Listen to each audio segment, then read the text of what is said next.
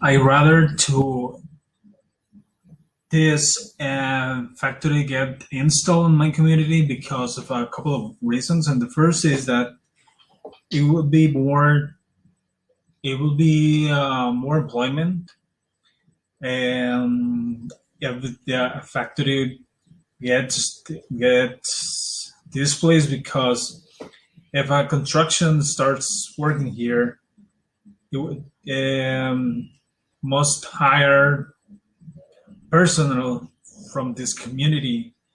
Um, Evidence suggests that it is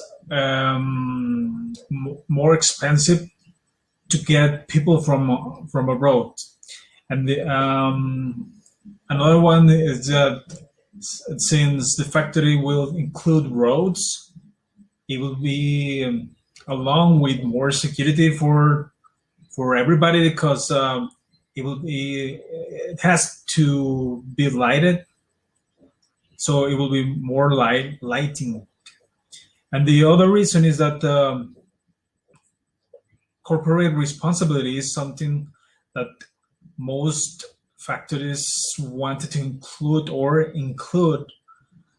on their development. This is a